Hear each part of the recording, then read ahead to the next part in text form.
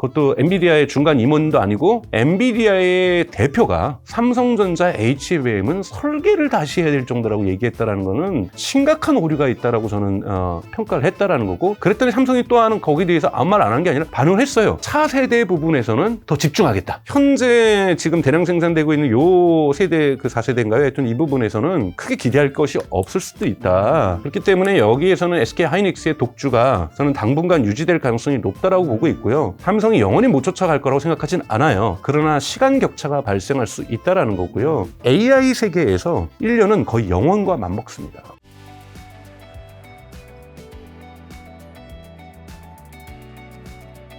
자, 그리고 또 빅테크 기업 펠런티어 상승세. 요즘에 아주 뜨겁던데, AI 사이클 중심이 AI 하드웨어에서 AI 소프트웨어로 넘어갔다고 이제 보면 되는 건지랑 관련해서 혹시 또 다른 유망 주식이 있는지, 그리고 펠런티어는 앞으로도 괜찮을까요? 좋죠. 우선은 하드웨어에서 소프트웨어로 넘어갔다고 좀 보진 않아요. 아직까지는 하드웨어가 무진장 깔려야 됩니다. 전 세계에 이제 막 고속도로나 기차나 뭐 이런 것들이 얘기되기 시작하고 있는 거예요. 그러면 당연하게 기찻길 쫙 깔아야 되고 고속도로 쫙 깔아야 되죠. 소프트웨어는 어쩌면 뭐냐면 여러분 그 위에 달리는 자동차와 기차를 얘기하는 거예요. 사실인지 모르겠지만 고 정주영 회장이 현대건설이 경부고속도로 깔면서 이걸로도 우리가 돈 좀 짭짤하게 많이 벌었는데 돈은 근데 진짜 돈을 버는 거는 여기 위에 달리는 자동차겠는데, 그래서 만든 회사가 현대자동차라 그러잖아요. 멋있다. 그거 여러분 마찬가지예요. 지금 도로를 왕창 깔아야 되기 때문에 하드웨어 기업도 계속 성장할 겁니다. 하지만 도로가 깔리는 곳곳마다 그 위에 자동차가 달리는 거, 그것이 이제 애플리케이션 소프트웨어 시장이라고 볼 수가 있는 거거든요. 이 두 가지가 다 달릴 거라는 거죠. 그러니까 이제는 처음에는 하드웨어를 누가 잘 만드느냐, 인프라스트럭처를 어떻게 누가 잘 하느냐. 인프라스트럭처에는 흔히 말하는 반도체에서부터 데이터 센터와 여기에 있는 AI 모델까지가 인프라스트럭처라고 보는 거고요. 네. 그 위에 깔리는 것이 애플리케이션 시장이라고 본다면 마지막 퍼즐이라고 볼 수 있죠. 이 퍼즐도 작동하기 시작했다라고 볼 수가 있습니다. 여기에서 대표적인 기업을 저는 두 가지 좋은 기업을 꼽는데, 하나가 메타하고 팔란티어죠. 메타 같은 경우는 여러분 올해에만 650억 달러를 투자하는데, 메타는 여러분 마이크로소프트, 아마존, 그다음에 구글은 뭘 하려고 하냐면 하이퍼스케일러라고 그러잖아요. 클라우드 서비스를 하고 있어요. 마이크로소프트 애저, 그다음에 AWS, 구글 클라우드, 이걸 위해서라도 돈을 많이 하게 투자를 하는 거예요. 근데 메타는 작년도 그렇고 올해도 그렇고요. 다 투자한 돈이 스스로 자기만을 위해서 투자하는 거예요. 왜냐하면 외부의 클라우드 서비스를 안 하잖아요. 데이터 센터를 계속 짓고 있는데 메타도 자신들을 위한 서비스에만 짓고 있다는 거예요. 그래서 AI에 대한 투자가 스스로를 향하고 있다는 거예요. 외부의 고객 서비스를 확대하는 것뿐만이 아니라 확대하는 데 들어가지 않고, 여기 들어가는 게 뭡니까 여러분? 페이스북, 인스타그램, 그다음에 왓츠앱, 그다음에 스레드에 스레드도 이제 곧 광고를 시작한다 그러죠. 광고를 갖다가 AI로 돌리고 있는 거예요. 과거에는 뭘로 했습니까? 많은 이슈가 있었던 거, 개인정보, 서드파티 데이터 구매. 맞아. 즉 다른 앱에 있는 것도 구매를 합니다. 그래서 머징 시켜가지고 광고 효율을 높이려고 했었는데, 지금 메타가 이 매출이 지금 급성장하고 있잖아요. 그래서 주가도 지금 크게 오르고 있는데, 최근에 제가 기억했던 것보다도 $100가 올랐더라고요. 이렇게 오르고 있는 이유는요, 메타의 매출이 AI에 의해서 만들어지고 있기 때문이에요. 광고가 AI에 의해서 작동됩니다. 서드파티의 개인정보가 없이도. 몇 년 전만 해도 애플과 그런 것 때문에 주가가 폭락했었죠. 그때가 여러분 개인정보 활용할 수 없다. 2022년 11월이에요. 그때 서드파티 데이터 못 갖고 간다는 건 메타의 주가가 폭 떨어졌잖아요. 이때의 그를 극복한 것이 생성 AI에 의한 광고 효율성 증대예요. 근데 이것이 AI가 성능이 좋아질 때마다 광고 효과가 좋아진다라는 거예요. 자, 그러면 광고 효과는 좋아지니까 여기에서 돈을 버는데, 그러려면 또 어떻게 해야 됩니까? 이 시장을 여의도에서 서울로, 서울에서 경기도로, 경기도에서 대한민국으로 확대를 해야 될 거 아니에요? 그게 뭐냐면 컨텐츠가 인스타그램에서 많아야 되고, 페이스북에 많아야 되고, 왓츠앱에서 많아야 돼요. 이것이 그냥 광고 슬롯이잖아요. 슬롯이 커지면 거기다 더 효율은 좋고 광고 시장은 더 커질 수 있잖아요. 그래서 요즘 여러분 인스타그램이나 페이스북에서 뭡니까? 여러분들이 팔로우하지 않는 걸 자꾸 추천하잖아요. 그러면서 추천 컨텐츠라고 해서 계속 뜬단 말이에요. 그래서 팔로우 할 거냐 말 거냐를 물어본다는 거. 이게 뭐냐면 내가 팔로우하지 않는, 지금까지 소셜미디어는 팔로우와 팔로잉의 이 관계 속에서 형성됐다라면 사실 틱톡이 열어준 거죠. 내가 팔로우하지 않아도 추천을 인공지능이 해주죠. 이것처럼 인공지능의 컨텐츠를 추천해서 당신 이 컨텐츠도 좋아할 것 같아. 이런 부분이 늘어난다는 게 뭐냐면 광고 슬롯이 늘어난다는 겁니다, 여러분. 그걸 통해서 저희 취향까지도 알게 되는 거고, 그래서 AI가 이제는 컨텐츠 추천을 통해서 우리의 광고 로봇슬롯을 확대하고 있다는 것.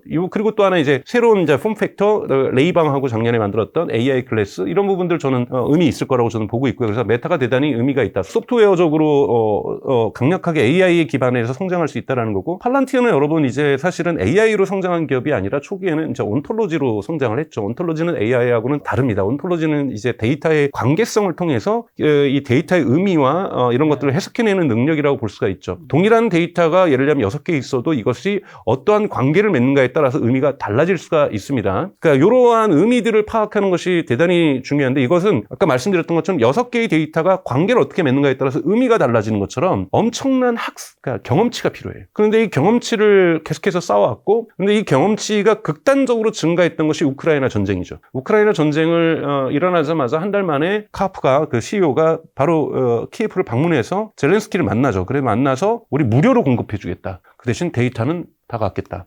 해가지고 진짜 우크라이나의 전방과 후방 데이터를 다 장악합니다. 이러면서 고담이라고 하는 이 솔루션이 엄청난 퍼포먼스를 갖게 되죠. 그러면서 예를 들자면 이 거버먼트 영역에서의 매출이라고 하는데요. 이 고담이라는 것은 흔히 말하는 전시작전사령부를 여러분 쉽게 생각하시면 돼요. 전시작전사령부의 과거에는 20-30명이 앉아 있었어요. 각각의 전문가들이 앉아 있습니다. 레이더만 보고 있는 친구들, 소나에서 나온 소리만 보고 있는 친구들, 인공지능의 사진만 보고 있는 친구들, 저쪽에서 만환경으로 봤던 거, 관찰했던 거 보고서 봐가지고 해결하는 사람들 정말 많아서가지고 이걸 중간중간 해가지고 저기 있는 러시아의 탱크가 지금 훈련 중인 건지 우리를 공격하기 위한 건지 그냥 이동 중인 건지의 의미를 파악해서, 그렇다면은 앞으로 30분 뒤에는 어디로 이동할 가능성들이 몇 프로 높으면 거기다 포격을 하면은 몇 프로의 피해를 입힐 건지 이런 것들을 다 수많은 사람들이 있는데, 요즘 팔란티어 워룸이라고 하는 데 들어가면 2-3사람밖에 없어요. 최종 작전을 결정할 수 있는 사람. 이 데이터는 다 온톨로지에 의해서 팔란티어가 해주고, 이제 팔란티어 그 다음에 AI를 도입했죠. 이것을 따라서 이 의미가 무엇인지의 패턴을 분석해서, 패턴을 이제 AI로 분석해서 이것은 훈련 중인이 아니라 우리를 공격하기 위한 거고, 이것이 어디로 지금 진군할 가능성이 몇 프로, A라는 방향으로 올 수 있는 방향 몇 프로, B라는 방향 갈 수 있는 방향 몇 프로, 그러니까 가능성 몇 프로, 네. 그럼 어디에다 공격을 했을 때 효과가 무엇인지를 의사결정권자가 의사결정을 할 수 있도록 옵션을 제공해주고 거기에 대해서 결정을 해주면 예상 효과까지도 분석을 해줘가지고 해주는 것. 자, 이것이 이제 고담이라는 거고, 이것을 똑같이 카피해서 커머셜 부분으로 가져가서 파운드리라고 하는 솔루션을 만들었죠. 이걸 기업에다 지금 팔고 있는 거고, 팔란티어에서 커머셜 부분, 기업의 회원수들이 지금 폭발적으로 증가하고 있는 거예요. 왜? 이 정부가 쓸 수 있는 거는 사이즈가 한계가 있습니다. 네. 그러나 여러분, 기업은 이걸 폭발적으로 쓰고 있는 것이 뭐냐면, 기업에서 볼 때는 제가 자동차를 만들면 벤더들, 1차 벤더들, 2차 벤더들, 3차 벤더들이 망이 다 연결되는 거예요. 그래서 혹시 여기서 만약에 병목이 발생하면, 여러분 우리가 코로나 때 겪었잖아요. 반도체 병목이 생기니까 자동차가 공장을 멈췄잖아요. 이 병목이 안 내도록 관리하는 것, 그리고 또 쓸데없이 너무 많이 오버 캐퍼시티를 가져서 많이 생산하는 것 안 좋거든요. 그러니까 이런 것들을 적절히 관리해내는 것을 지금 다 사람이 이메일하고 전화하고 가서 찾아보고 다 인간이 했단 말이에요. 이것도 하나의 데이터의 흐름이죠. 온톨로지로 다 연결해보니까 인건비를 엄청나게 줄일 수 있죠. 이쪽에도 판매 쪽에서도 예를 들면 여의도점, 마포점 뭐 이런 데서 각각 대리점에서 물건이 수량이 몇 개가 남았는지를 정확하게 해서 몇 개가 지금 적실하게 공급돼야 되는지 다 이 온톨로지에 의해서 작동이 되는 거고요. 네. 여기에다가 해가지고 시장의 새로운 트렌드까지 분석이 돼서 이렇게 보면은 이제 경영진 중간 임원들이나 과장급, 부장급들이 많이 필요 없어지겠죠. 이렇게 돼서 인력을 줄인 상태에서 경영진들이 경영 판단을 할 수 있도록 도와주는 것이 팔란티어의 파운드리라는 솔루션입니다.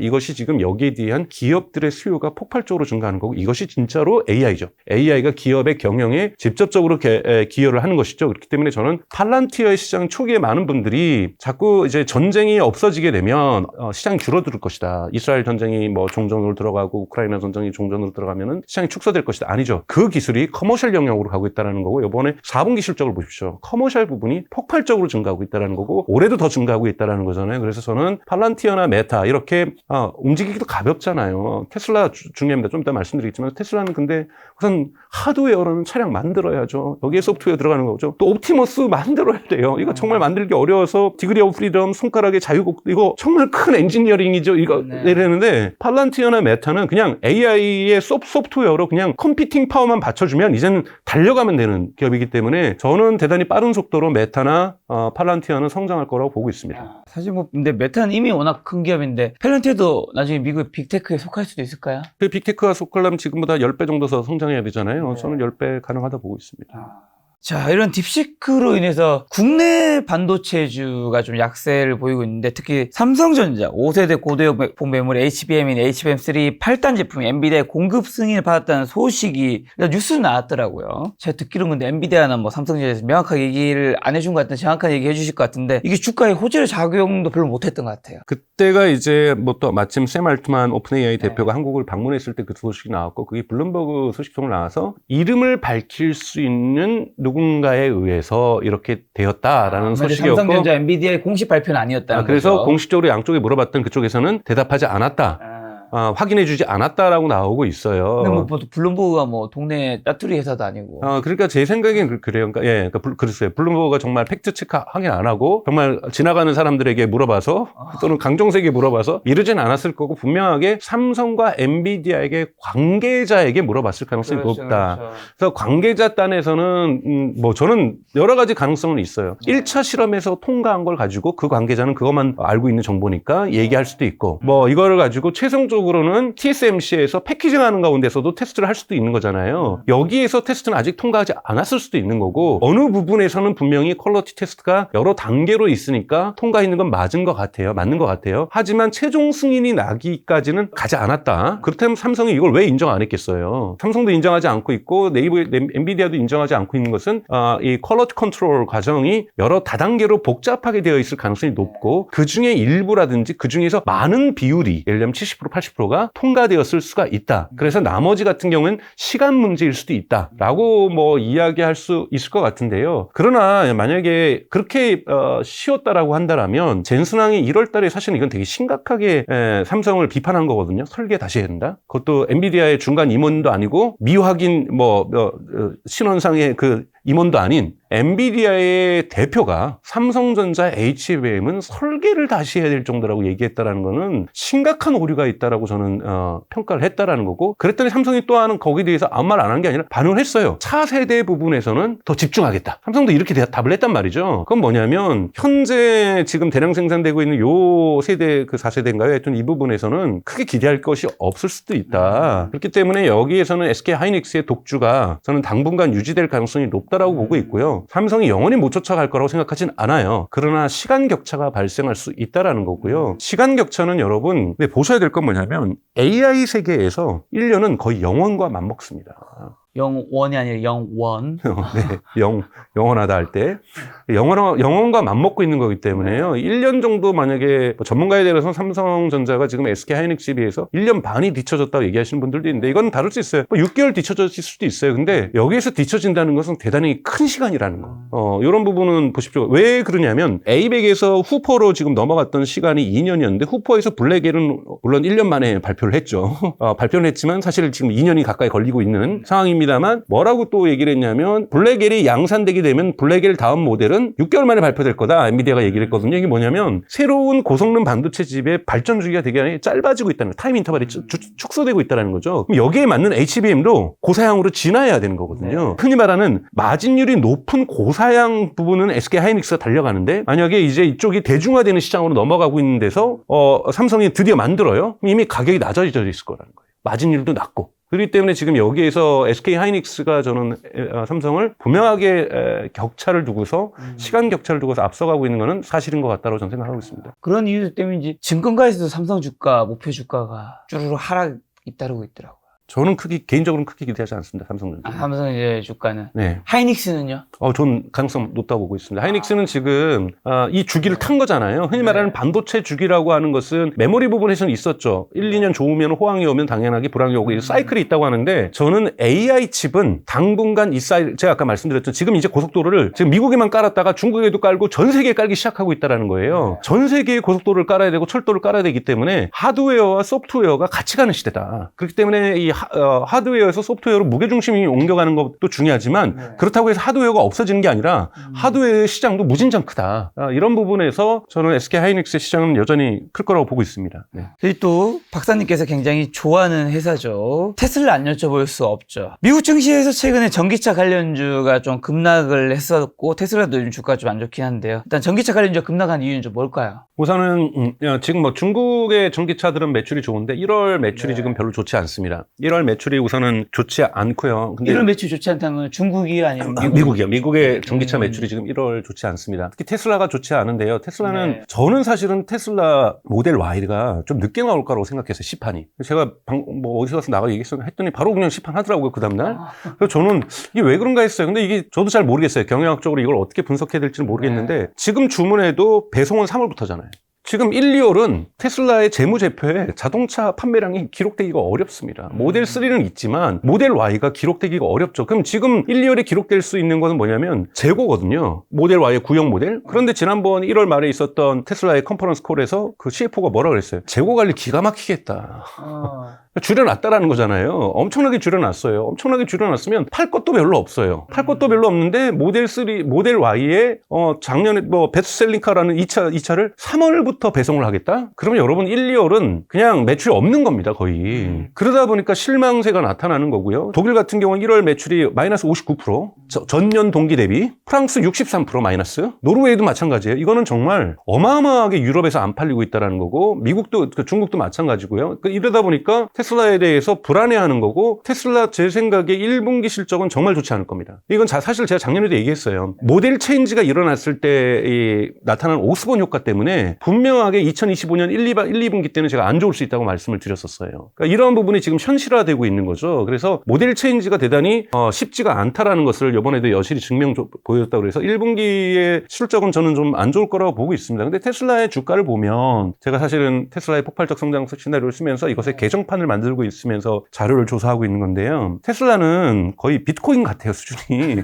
이 변동성이 유사한데 네네네. 한번 고점을 찍으면요. 그 다음날 바로, 그러니까 이 하락하는 폭들이 거래일이 대단히 많습니다. 조금 올라갔다가 다시 또 하락하는 거래일이 대단히 많다라는 거예요. 그래서 이런 변동성이 심한 주식은 단기 투자하기는 되게 어렵습니다. 그래서 테슬라 주주들 같은 경우에는 테슬라는 롱텀으로 그러니까 롱 하셔야 되는 것이지 단기 투자에 어울리지 않는 주식이다. 이렇게 변동성이 심하기 때문에. 그래서 사실은 이제 테슬라 주가를 끌어올릴 만한 소식은 6월 전에는 별로 없어요. 그렇기 때문에 요 가야 되는 거고 지금 또 여기다가 경제와 정치가 같이 상승작용하면서 테슬라를 부정 영향으로 끌고 있잖아요. 유럽 같은 경우 지금 선거도 있는데 일론 머스크가 머스크 리스크가 제가 분명히 존재한다고 얘기를 말씀을 드렸잖아요. 그러니까 머스크 리스크가 뭡니까? 자꾸 정치에 개입을 하는 거예요.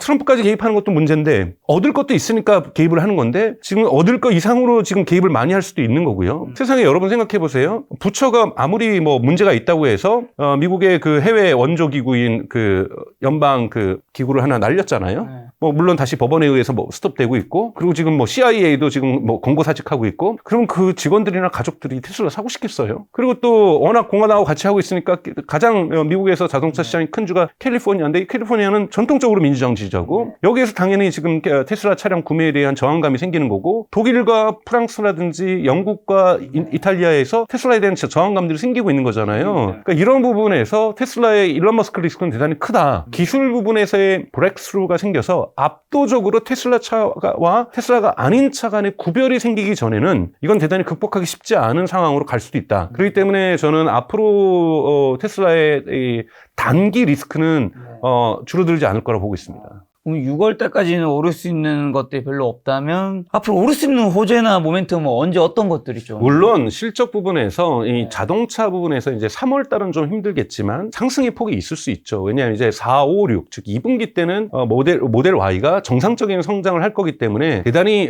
이 대기 수요까지 하면서 폭발적으로 매출이 증가할 가능성이 있고요. 그리고 상반기에 흔히 말하는 모델 Q가 됐던 모델 2가 됐던 저가형 모델이 또 나오잖아요. 이 저가형 모델이 폭발적인 성장세를 견인할 수 있습니다. 근데 이것도 램프업, 양산까지는 대단히 오래 걸릴 수도 있다. 테슬라가 주가가 하락할 때쯤 돼서 새로운 신차 모델을 또 발표할 수가 있어요. 그래도 이거 주문해가지고 실제로 재무제표에 잡힐 때까지는 좀 시간이 걸릴 수가 있고요. 또 하나 이제 호재는 지금 1월부터 해서 지금 상하이에 있는 메가팩 공장인 메가팩토리가 작동되고 있잖아요. 그럼 이것의 실적은 보통 2분기 잡힙니다. 왜냐면 이거는 프로덕션이 아니라 인스톨 될 때 매출로 잡히기 때문에 좀 이것이 특히 배 타고 가가지고 어디에 가지고 설치가 된 후에나 이 매출로 잡히기 때문에 때문에 보통 타임 간격이 2개월에 3개월 걸려요. 그러면 아마 지금 1월부터 생산 가동에 들어갔어도 이 3월, 4월, 5월 정도부터 매출이 잡히기 때문에 메가팩까지 미국과 중국의 메가팩까지 한다라면 엄청난 지금 여기에서의 매출과 순이익 증가가 지금 기대되고 있는 긍정적인 부분 분명하게 존재하고요. 그 다음에 이제 저는 6월 달이지만 작년에 로보택시도 8월 8일에 한다 그랬다가 10월 10일로 연기했잖아요. 충분히 연기될 수 있다. 여러분 투자자에서 무조건 6월 달에 고점 찍겠구나가 아니라 이것도 연기될 수 있다. 근데 이 연기와 함께 이것이 성공할 경우에 저는 지금 벌써 미국의 포드로 지금 점쳐지고 있잖아요. 포드 같은 데서 우리 테슬라랑 같이 하겠다라고 선언하면 이때는 주가가 폭발적으로 증가할 수가 있죠. 그래서 중간중간에 테슬라의 하락폭을 그러니까 하방 압력을 조금은 받쳐줄 상방 압력은 신차라든지 또는 메가팩의 매출과 이런 부분들이 이 하방 압력을 좀 맞대응하겠지만 하방 압력은 대단히 셀 거라고 보는 거고요. 하지만 대단히 큰 상승폭을 마련하는 것은 역시 언슈퍼바이즈드 즉 비감독하에서의 자율주행이 미국의 일부 지역에서 허가를 받게 되는 것 이 부분일 거라고 생각이 들고 이것에 대한 로드맵을 가이던스를 이번 1분기, 4분기 실적 발표 때 1월 말에 일론 머스크가 했죠. 근데 그 날짜를 그대로 믿으셔서는 안 된다. 근데 그거는 올해 내내 될 가능성은 좀 매우 높다라고 보고 있습니다. 네. 올해든 어쨌든 내년이든 대량률이 높다. 네. 근데 그것이 되면 모든 것이 다 풀린다. 라고 말씀을 드리고 싶습니다. 자, 근데 글로벌 투자은행 JP 모건에서 이런 얘기를 했습니다. 테슬라가 가대평가했다면서 올해 주가가 이미도 사실 지금도 고점 480달러 지금 361달러까지 떨어져 있는 상황인데 올해 주가가 70% 가까이 폭락할 가능성이 크다면서 목표가를 135달러 제시했습니다. 그 이유로 트럼프와 머스크의 정치적인 관계와 기대감 때문에 주가 상승 랠리가 지속되고 있지만 기본적인 기업 펀더멘털이 완전히 부주의하기 때문에 향후 주가 폭락을 면치 못할 것이고 테슬라가 공격적인 가격이나 정책에도 불구하고 차량 인도량을 늘리는데 지속적인 어려움을 겪고 있고 중국 전기차 제조업체들과의 치열한 경쟁에 직면해 있다고 했는데 이 의견은 사실이 아닌가요? 아니 JP 모건이 이렇게 얘기를 한 건 맞죠. 근데 저는 여기에 100% 동의하지는 않습니다. 부분적으로 동의하는 건 있어요. 예를 들자면 이번에 타임즈 표지 모델이 일론 머스크가 대통령 책상에 앉아 있는 거잖아요. 맞아요. 딱 공격적이던데요. 네, 근데 그걸 가지고 바로 또 트럼프한테 물어봤어요. 거기에 대해서 어떻게 생각하냐. 이렇게 하죠. 근데 이거를 보면 트럼프 1기 행정부 때 그 당시에 그 정책 수석 고문이 이제 이름은 기억하지 않지만 그 사람을 또 타임즈에서 그렇게 얘기를 했어요. 타임즈에서 그렇게 표지 모델로 세웠거든요. 그 이후에 3주 만에 날아갑니다. 그 역사가 있는 거예요. 이렇게 되면 그러니까 이런 트럼프가 기분 나빠한다. 기분 나빠해서 날려버린다. 그러다 보니까 이 트럼프의 랠리로 주가가 상승했는데 그렇죠. 트럼프 랠리가 없어지게 되면 여러분 주가는 거의 폭락하겠죠. 그렇죠. 그건 뭐 그런데 이번에 타임즈 그것이 전 역사가 있기 때문에 이것이 그럴 가능성이 있다라고 해석을 하게 되면은 당연하게 트럼프의 관계가 틀어지면 그것 때문에 지금 캘리포니아와 유럽에서 미움까지 받아가면서 일론 머스크가 지금 하고 있는 건데 트럼프 효과까지 사라지게 되면은 175달러가 뭐예요? 더 폭락할 수도 있습니다. 폭락할 수 있는데 저는 트럼프 1기하고 2기는 완전히 성격이 다르다고 저는 생각이 들어요. 트럼프 1기는 실리콘밸리나 테크놀로지 쪽하고의 파트너십이 없었어요. 트럼프 2기의 마가는 실리콘밸리가 없는 마가는 불가능하다는 것을 트럼프가 잘 알고 있습니다. 트럼프 대통령 취임식에도 그렇죠.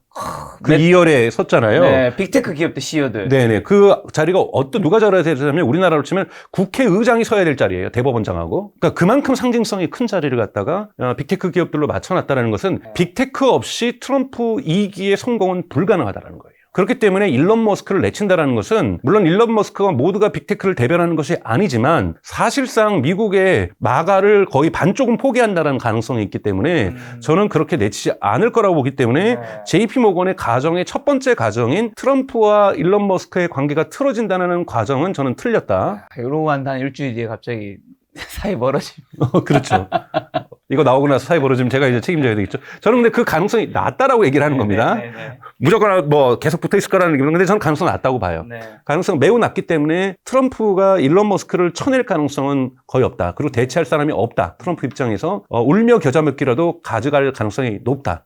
라는 부분에서 저는 이 JP 모건이 하고 있는 가정의 첫 번째가 틀렸고요. 두 번째 부분에서는 일부분 맞아요. 제가 이건 누차 강조했지만 오스본 효과라는 것들이 존재하고 있기 때문에 계속해서 신차를 발표할 때 이것을 스무스하게 구형 모델과 신형 모델을 연결시키기가 자동차 산업에서는 매우 어렵습니다. 여기 벌써 지금 주니퍼가 3월에 딜리버리 된다고 그러면서 1, 2월에 공백이 생겨버렸잖아요. 이런 부분들이 크다라는 거고 또 하나의 모델 Q가 나와요. 여러분 모델 Q가 나왔던 모델 2가 나왔던 중저가 모델을 막 발표해버려요. 근데 딜리버리는 또 2달 뒤야? 그럼 그 사이에 모델 Y하고 모델 3도 안 삽니다. 사람들이. 조차 사야지. 이런 효과가 발생할 수 있기 때문에 이걸 얼마나 테슬라 경영 쪽에서 잘 시장에 런칭하느냐가 대단히 중요하다라는 부분을 말씀드릴 수 있고, 여기에 질곡이 2025년에 분명히 저는 상반기에 있을 수 있다고 저는 생각이 들어요. 그래서 상반기 도전은 제가 항상 강조했지만 신차 발표가 대단히 어려울 수 있다. 이런 부분은 JP모건이 맞을 수가 있습니다. 그러나 저는 중국차의 경쟁이 세져서 중국차랑 가장 예를 들자면 경쟁하는 시장이 어디냐라고 볼 때 중국 스스로와 유럽이죠. 미국은 어차피 중차들이 못 들어오고 있고 테슬라가 지금 남미나 동남아에 지금 팔리고 있지는 않거든요. 거의 팔려도 의미 없는 숫자들이고. 자, 그렇기 때문에 그러면 중국 시장에서의 테슬라의 경쟁력이 줄어들 것이냐? 저는 그렇게 보지는 않아요. 그러니까 다만 오스본 효과 때문에 타임 렉이라고 하죠. 타임 렉이라고 해서 시차 때문에 겪게 되는 매출의 특정 공백들이 생길 수는 있어도 테슬라의 차량과 그 중국 차량 사이에서 지금 작년에도 분명하게 그 어려운 속에서도 경쟁력을 보여줬던 것처럼, 그리고 1월 달에도 예매 들어가자마자 하루 만에 5만 명이 예매하고 그랬잖아요. 그러니까 분명하게 테슬라에 대한 브랜드에 대한 중국 시장에서의 가치는 분명하게 존재한다. 다만 이제 유럽 시장이 문제인데, 유럽 시장은 그나마 다행인 것은 중국 차가 어느 정도 경쟁력은 갖고 있지만 독일 차의 경쟁력도 어느 정도 존재하고 있고, 전기차 시장, 그리고 전체적으로 시장이 지금 어려운 상황이잖아요. 어려운 상황에서 테슬라가 지금 몇 개월 죽쓰고 있다고 해서 1년 내내 그렇게 갈 가능성이 저는 많지 않다고 보고 있기 때문에 자동차 시장의 경쟁은 마이너스 요인은 분명하고 주가에도 부정적인 영향을 것은 분명하나, JP모건이 얘기했던 170대 달러로 끌어내린다? 이건 조금은 과장돼 있다라고 저는 보고 있어요. 특히 트럼프 랠리가 사라진다? 이게 가장 크거든요. JP모건의 전제 조건에서. 근데 저는 트럼프 랠리 이 관계가 2025년에 붕괴될 거라고는 절대 생각하지 않습니다.